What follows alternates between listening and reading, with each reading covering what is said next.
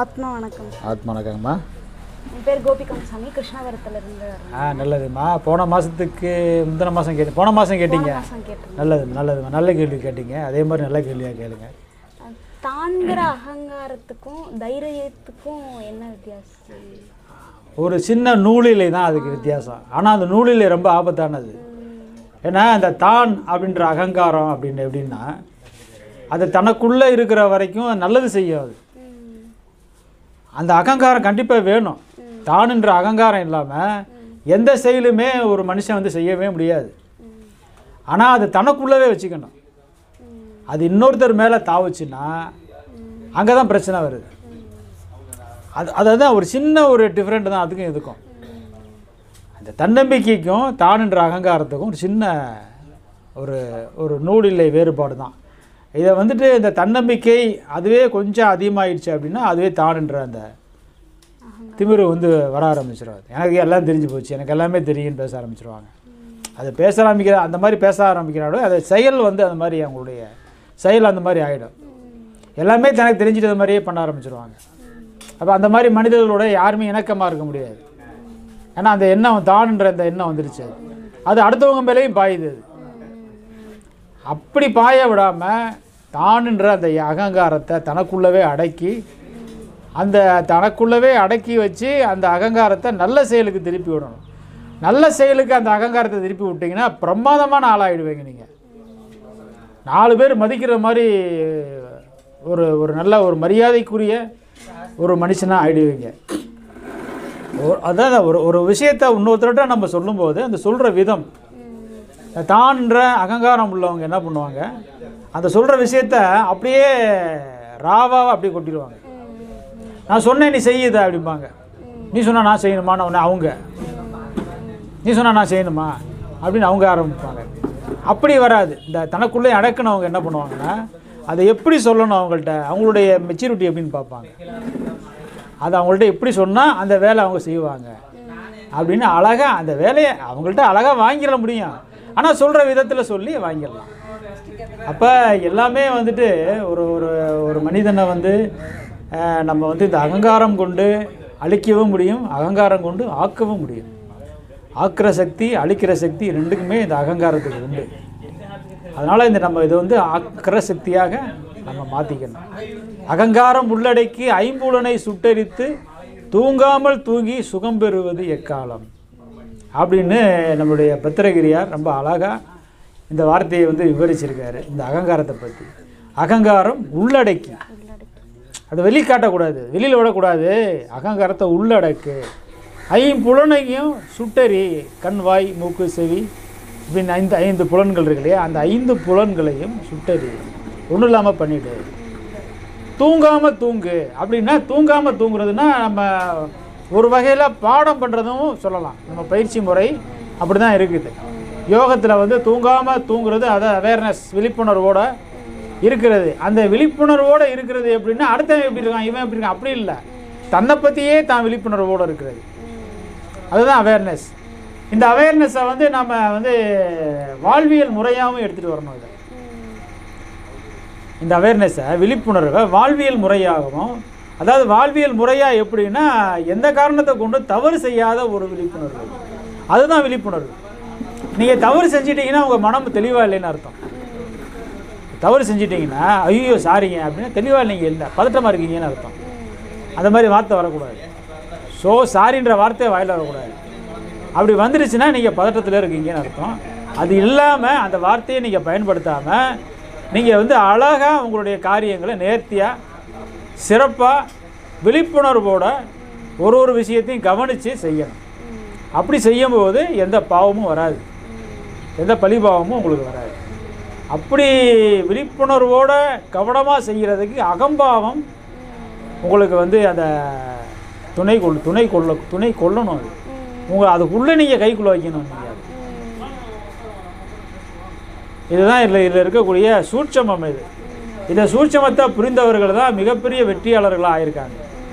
இங்கே பெரிய பெரிய வெற்றியாளர் ரத்தன் டாட்டான்னு ஒருத்தர் பிறந்து போனார் பார்த்தீங்களா, அவர்லாம் அந்த சூட்சமம் புரிந்தவர். அதனால தான் அவர் அவ்வளோ பெரிய வெற்றியாளராக மாறினார். இது மாதிரி பல மனிதர்கள் வந்து இது மாதிரியான சூட்சமங்கள், அதாவது உயர்ந்த நிலைக்கு போனவர்கள் பொருளாதாரத்திலையும் சரி ஞானத்திலையும் சரி. பொருளாதாரத்தில் ரொம்ப உயர்ந்த நிலைக்கு போவதும் ஒரு விதமான ஞானம் தான். அவர்கள் எல்லாம் இப்படி தான் இருப்பாங்க, ஒரு ஞானி மாதிரியே இருப்பாங்க. அதே மாதிரி ஞானிகளும் அப்படி தான் இருப்பாங்க.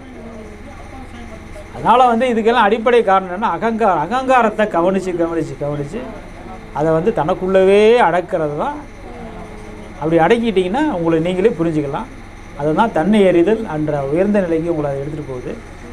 அதை வச்சு நம்ம இந்த உலகத்தில் ரொம்ப சிறப்பான ஒரு வாழ்க்கையை, அமைதியான ஒரு வாழ்க்கையை, அழகான ஒரு வாழ்க்கையை வாழலாம்.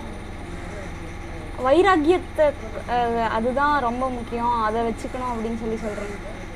இப்போது நம்ம இவ்வளோ நாள் அதுக்கு இல்லாமல் பழகிட்டோம். அதை எப்படி இன்னும் முறையாக நமக்கு அந்த வைராக்கியத்தை கடைபிடிக்கிறதுக்கு? வைராக்கியத்துக்கு அடிப்படையும் அகங்காரம் தான். ஏன்னா அகங்காரம் சரியாக வேலை செய்யலைன்னா வைராக்கியம் வராது. அந்த ஒரு விஷயத்தை நான் எடுக்கணும், பிடிக்கணும் அன்றதுக்கு அகங்காரம் முடிவு பண்ணணும். ஏன்னா முடிவு அகங்காரம் கையில் தான் இருக்குது. ஒருத்தனை அடின்னு மனசு சொல்லும், ஒருத்தர் ஆகாது, இவங்க எனக்கு ஆக மாட்டாங்க, அவங்கள ஒரு 4 சாத்து போய் அவனை அப்படின்னு சொல்லி மனசு சொல்லும்.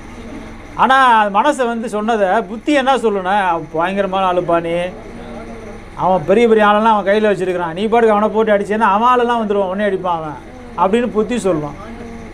இந்த சித்தம் என்ன சொல்லும் அப்படின்னா, இது உங்களுக்கு அறிவெல்லாம் போட்டோம், அது வேண்டாம், அவன் நல்லவன், அவனை போய் அடிக்கிறான்டா, அவன் என்ன 1000 தான் அவன் உனக்கு எதிரியாக இருந்தாலும் அந்த அன்னைக்கு உனக்கு நல்லது செஞ்சான்ல, இதெல்லாம் எடுத்து காட்டும் அந்த சித்தம் உங்களுக்கு. ஆனால் இந்த அகங்காரம் இதை கேட்காது, நேராக போய் அடிச்சிடும் அவன். அப்போ அந்த இடத்துல அகங்காரம் செயலற்று போயிடுச்சுன்னா நீங்கள் தப்பிச்சுவீங்க.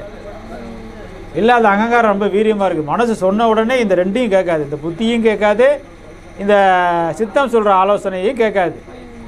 மனசு முடிவு பண்ண உடனே நேராக அகங்காரத்திட்ட போனால் அடிச்சிடும் அது. இப்போ இங்கே தான் சிக்கல் வருது. இந்த மாதிரியான சிக்கலை நம்ம தவிர்க்கிறதுக்கு திருப்பி அந்த ஒரு கேள்வியை கேளுங்க. அந்த கேள்வியை வைராக்கியம். அந்த வைராக்கியத்துக்கு எதுக்கு, இந்த வைராக்கியத்துக்கு ஆதரவாக இருக்கக்கூடியது இந்த அகங்காரம் தான். இந்த அகங்காரத்தை சரியான வழியில் நம்ம பயன்படுத்தும் போது வைராக்கியம் அங்கே தன்னால் உருவாகிடும். வைராக்கியம் எப்படி உருவாகுது நமக்குள்ளே அப்படின்னா, நல்ல விதமான செயல்களை செய்யணும்னு நமக்குள்ளே அந்த ஒரு தாட்டு வரணும், அந்த தேடல் அப்படின்ற ஒரு விஷயம் நமக்குள்ளே வரணும். அப்போ அந்த வைராக்கியன்றது 2 வகையிலையும் செயல்படும். கெட்ட வழியிலையும் ஒருத்தனை அழிக்கணும்னு ஒரு வைராக்கியம் வச்சுட்டான்னு வைங்களேன். ஒருத்தன் எதிரி உருவாகிட்டான், அழிக்கணும்னு வைராக்கியம் வச்சுட்டான்னா அவனை எப்படின்னா அழிச்சிருவான், எப்படியும் அழிச்சிருவான். அதான் வைராக்கியம். அப்போ இதே வைராக்கியத்தை நல்ல விஷயங்களுக்கு நம்ம எடுத்துகிட்டு போகணும். அது சூனியெல்லாம் வைக்கிறான் இல்லையா, அவன் கெட்டாலும் பரவாயில்ல, அவன் ஒன்றும் இல்லாமல் போயிடணும், அதெல்லாம் ஒரு வைராக்கியம் தான். அது வைராக்கியம் இருந்தால் தான் செய்ய முடியும். கொஞ்சமாவது அந்த இடத்துல ஈவிரகம் பார்த்துட்டான்னா செய்ய முடியாது. அந்த ஒரு கொலைகாரன் இருக்கிறான், பெரிய ரவுடி இருக்கிறான், அவன்லாம் ரொம்ப வைராக்கியமானவன், அவன்லாம் ரொம்ப வைராக்கியமானவன். அதே சமயத்தில் அகம்பாவம் ஜாஸ்தியாக இருக்கும் அவனுக்குலாம். அதனால் இந்த வைராக்கியமும் அகம்பாவமும் 2 சேர்ந்து அவனை என்ன வேணாலும் பண்ண வைக்கும். அப்போ இது மாதிரியான விஷயங்களுக்குள்ளே போகாமல் நல்ல விஷயங்களுக்கு அந்த வைராக்கியத்தை திருப்பும்போது நல்ல விஷயங்கள் பூரா நமக்கு கிடைக்க ஆரம்பிக்கும். இதுக்கு மனம் ஒரு காரணமாக இருக்குது. மனசை நம்ம தெளிவாக ஆக்கணும். ஏன்னா இதுதான் இந்த மனசுக்கு அடிப்படையாக ஒன்று இருக்குது, எண்ணங்கள். இந்த எண்ணங்கள் எப்படின்னா, பலவிதமான எண்ணங்களை நமக்கு உருவாக்கிக்கிட்டே இருக்கும். இந்த நேரம் பார்த்தாலும் ஒரு சதா சர்வ காலம் கச்சமச்ச இங்கிட்டு ஒரு எண்ணம் எழும், இங்கிட்டு ஒரு எண்ணம் எழும், இப்படி ஒரு எண்ணம் எழும். ஒரே விஷயத்துக்கு 10 விதமான ஆலோசனைக்கு சொல்கிற மாதிரி எண்ணங்கள் எழுந்துக்கிட்டு இருக்கோம். இதை மனசுக்கிட்ட அது போகும். அது மனசு அது ப்ராக்டிக்கலானால அவர் எது வேணுமோ அதை மட்டும் எடுத்துப்பார், எது வேணாம்னா அதை தள்ளிடுவார். அவருக்கு தேவையானதை மட்டும் அதை எடுப்பார், தேவையில்லாத தள்ளிடுவார். அதை அவருக்கு தேவையான தள்ளி எடுத்துக்கிட்டு தான் அதுக்கப்புறம் தான் அதை சித்து தட்டியும் புத்திக்கிட்டையும் ஆலோசனை கேட்டுட்டு அதுக்கப்புறம் அதை செய்யலாமா வேணாமா முடிவு பண்ணி அகங்காரத்துக்கிட்ட. அகங்காரம் தான் இப்போ நீங்கள் இங்கே வந்தது காரணமே அகங்காரம் தான். மனம் சித்தம் புத்தி இல்லை, மனம் சித்தம் புத்தி 3மே உங்களுக்கு ஐடியா கொடுத்துச்சு. ஆனால் எது செயல் புரிய வச்சுச்சு உங்களை? அகங்காரம் தான் செயல் புரிய வச்சுச்சு. அப்போ அந்த அகங்காரத்தை நல்ல விஷயத்துக்கு நீங்கள் திருப்பிட்டீங்க. இங்கே வர்றதே ஒரு வைராக்கியம் தான். இந்த மாதிரி இடத்துக்கு வர்றதே ஒரு பெரிய வைராக்கியம் தான். இது மாதிரியான வைராக்கியங்களை நம்ம எல்லா விஷயங்களையும் நல்ல விஷயங்களில் நம்ம செலுத்தணும். நான் இது தான் செய்வேன், நல்லது மட்டும்தான் செய்வேன், எனக்கு எது நல்லதுன்னு தோணுதோ அதை மட்டும் நான் செய்வேன். எனக்கு தோன்ற விஷயத்தில் பூரா அதுக்காக வந்து கெட்ட விஷயங்கள்லாம் தோணும், அதெல்லாம் செய்ய மாட்டேன். நல்ல விஷயங்கள்னு எனக்கு தோணுது, இந்த நல்ல விஷயங்கள்னு நான் இதை செய்கிறேன் அப்படின்னு பரிபூர்ணமான எண்ணத்தோட அந்த ஒரு வேகத்தை, ஒரு உத்வேகத்தை நமக்குள்ளே வளர்த்துக்கணும். இது வந்து எப்படின்னா நிறைய நூல்கள் படிக்கணும் இதெல்லாம். ஏன்னா இதுக்கு எந்த பயிற்சி முறையும் கிடையாது. இந்த வைராக்கியத்தை வளர்த்துக்கிறதுக்குன்னு எந்த பயிற்சி முறையும் கிடையாது. இங்கே நம்ம ஆசிரமங்களில் மனசை வந்து சீர்படுத்துறதுக்குன்னு ஒரு சில பயிற்சி முறைகள்லாம் இருக்குங்க. ஆனால் வைராக்கியம் மனசை சீராக்கினாலும் வைராக்கியம் வளரும். ஆனால் வைராக்கியம்னு ஒன்று வளரணுன்னா நிறைய விஷயம், நல்ல விஷயங்களெல்லாம் தேடி படிக்கணும். அறம் சார்ந்த விஷயங்களையே அதிகமாக படிக்கணும். அறம் சார்ந்த விஷயங்களை படிக்க என்னன்னா அறம் சார்ந்த விஷயங்களையும் படிக்கணும், தேவையில்லாத கெட்ட விஷயங்களையும் தெரிஞ்சுக்கணும். ஏன்னா அதையும் தெரிஞ்சால் தான் எது நல்லது எது கெட்டதுன்னு நம்ம முடிவு பண்ண முடியும். இந்த உலகத்தில் நடக்கக்கூடிய எல்லாத்தையும் வேடிக்கை பார்க்கணும், எல்லாத்தையும் தெரிஞ்சுக்கணும். நல்லது கெட்டது இன்பம் துன்பம் எல்லாத்தையும் தெரிஞ்சுக்கிட்டு அதிலேருந்து எல்லாத்துலேயும் விலகி நல்லதில் மட்டும் நம்ம பயணம் பண்ணுறது நம்மளை நாம் பழகிக்கிட்டோம்னா வைராக்கியன்றது வந்து நமக்குள்ள அது குடிக்கொள்ள ஆரம்பிச்சோம். அப்புறம் அதுக்கப்புறம் அடுத்தடுத்த பாதையில் போயிடலாம். ஏன்னா இந்த வைராக்கியம் இல்லாததால தான் இந்த ஆன்மீகத்தில் வந்து யாராலையும் வந்து போக முடியும், முழுமை பெற முடியாத காரணம் என்னென்னா வைராக்கியம் இல்லை. ஐயா சுவாமி வந்து நித்யானந்த சுவாமிகளை வந்து அடிக்கடி சொல்லுவாங்க, வைராக்கியம் வேணும் சொல்லிக்கிட்டே இருப்பார். மேடையில் மட்டும் இல்லை, தனியாக உட்காந்துருக்கும் போது கூட சொல்லுவார். ஏண்டெல்லாம் 1000 தடவை சொல்லியிருப்பார், வைராக்கியம் வேணியா சும்மா வந்துடுமா உனக்கு அப்படிம்பார். அது மாதிரி அந்த ஒரு அதை அடைஞ்சே தீருவேன் என்ற அந்த ஒரு மனம், ஒரு வெறி மனம் வந்து ஒரு அமைப்பு இப்படிலாம் நம்ம அதை உருவாக்கிக்கணும், கட்டமைப்பை உருவாக்கி அதை நான் அடைஞ்சே தீருவேன் என்ற மன வைராக்கியத்தை நம்ம உருவாக்கணும். இதுக்கு தான் முன்னுதாரணமாக கெட்ட விஷயங்கள்லாம் சொன்னது. ஒரு கொலைகாரனுக்கு உள்ள ஒரு வைராக்கியம், கெட்ட சவகாசம் உள்ள நண்பர்களுக்கு அந்த மாதிரியான கெட்ட விஷயங்களையே தெரிஞ்சு செஞ்சுட்டு இருப்பானுங்க, வைராக்கியத்தோடு செய்வானுங்க. இல்லையா, நான் அதை பண்ணிட்டேன் இதை பண்ணிட்டேன்னு வேறு பெருமையாக வேறு சொல்லிப்பான். இப்போ இதெல்லாம் வந்து எப்படின்னா எல்லாராலையும் செய்ய முடியாது. அந்த வைராக்கியம், அந்த திமிரு அதெல்லாம் இருந்தாலும் செய்ய முடியாது. அப்போ அந்த மாதிரியான விஷயங்களை பயன்படுத்தாமல் நல்ல விஷயங்களுக்கு பயன்படுத்தணும். அவ்வளோதானா? நான் ரொம்ப நிறைய எதிர்பார்த்தேனே.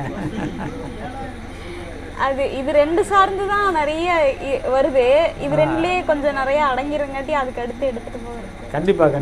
ஆனால் அது 2மே வந்து ரொம்ப முக்கியமான தெரிஞ்சிக்க வேண்டிய ஒரு விஷயம் தான் அது. ஏன்னா இது அடிப்படையாக தெரியாமல் தான் இன்றைக்கி இந்த உலகமே திண்டாடிக்கிட்டு இருக்கு.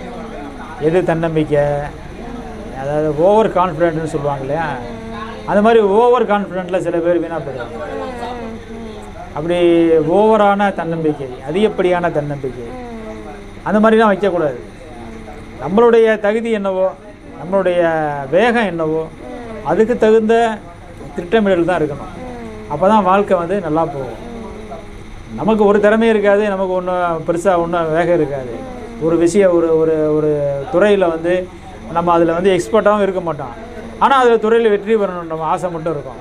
அதுக்காக நிறைய கடனை வாங்கி அதில் போய் முதலீடு செய்கிறது, கடைசியில் ஒன்றும் இல்லாமல் காய் போயிடுது. இதெல்லாம் ஓவர் கான்ஃபிடென்ட். இதெல்லாம் அந்த மாதிரி இருக்கக்கூடாது. கான்ஃபிடென்ட் இருக்கிறது தப்பு இல்லை, தன்னம்பிக்கை தவறு இல்லை. தன்னம்பிக்கை அப்படின்றது எதுனா ஒரு துறையில் அந்த விஷயத்தை முழுமையாக தெரிஞ்சுக்கிட்டு அதுக்கப்புறம் அதுக்குள்ளே போகணும். அப்போ நீங்கள் வெற்றி அடைய முடியும், வெற்றியாளராக மாற முடியும்.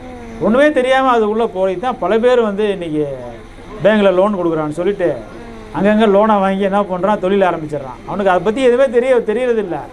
தொழில் ஆரம்பிச்சுட்டு கடைசியில் ஊரை விட்டு ஓடி போயிடுறான், பேங்க்காரன் அலையிறான். இது மாதிரி நிறைய பேர் மாட்டிக்கிட்டு முடிக்கிறாங்க. வீட்டுக்கு வந்து முதல்லாம் வந்து ஒரு 1000 ரூபாய் கடன் வாங்கினா ஒரு வட்டிக்காரன்ட்ட போய் அவன் வீட்டுக்கு 10 வாட்டி அலையணும். 10 வாட்டி அலைய விட்டு 11ஆவது வாட்டி தான் ஒரு 1000 ரூபா வட்டியும் கொடுப்பான். அப்படி தான் அந்த காலத்து வட்டிக்காரங்களாம் அப்படி தான் இருந்தாங்க. இப்போ அந்த மாதிரி வட்டிக்காரங்களாம் இல்லை. ஏன்னா அந்த மாதிரி வட்டிக்காரங்களெல்லாம் நம்ம ஆளுங்க ஓச்சிட்டானுங்க, வட்டிக்கு வாங்கி அவளை ஏமாற்றிட்டானுங்க. அதனால் அந்த மாதிரி ஆள்லாம் கொடுக்குறதில்ல, வட்டிக்கு கொடுக்குறதில்ல.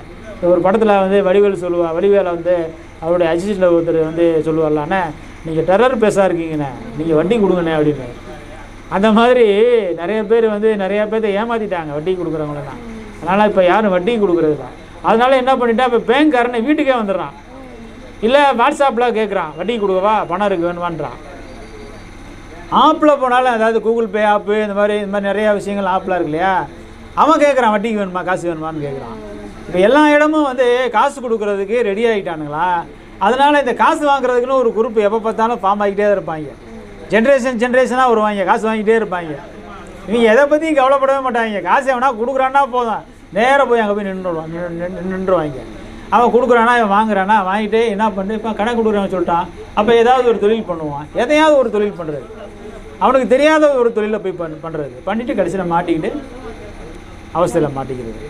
இல்லை ஏப்பா அது முன்னாடி யாராவது சொன்னால் கூட என்னங்க அப்படி சொல்கிறீங்க, என்ன வந்து நீங்கள் வந்து டிஸ்கரேஜ் பண்ணுங்க, டிஸ்கரேஜ் பண்ணுறீங்க, நீங்கள் என்கரேஜ் பண்ண மாட்டேன்றீங்க அப்படின்னு சொல்கிறவங்களையும் திட்டுறது. இதெல்லாம் வந்து ஓவர் கான்ஃபிடென்ட்டு, ஓவர் தன்னம்பிக்கை, அதெல்லாம் இருக்கக்கூடாது. இந்த மாதிரி இதுவும் ஆளை அழிக்கும். அப்போ எல்லாத்துலேயுமே வந்து நிதானம், பொறுமை, தன்னம்பிக்கை, அந்த ஒரு விஷயத்தை வந்து முழுமையாக ஆராயிறது, இந்த தன்மையெல்லாம் வளர்த்துக்கிட்டு அந்த துறைக்குள்ளே போகும்போது நீங்கள் வெற்றியாளராக மாறுவீங்க. இதுதான் இதுக்குள்ளே இருக்க சூழ்ச்சி. நல்லதுங்கம்மா, ஆத்மா.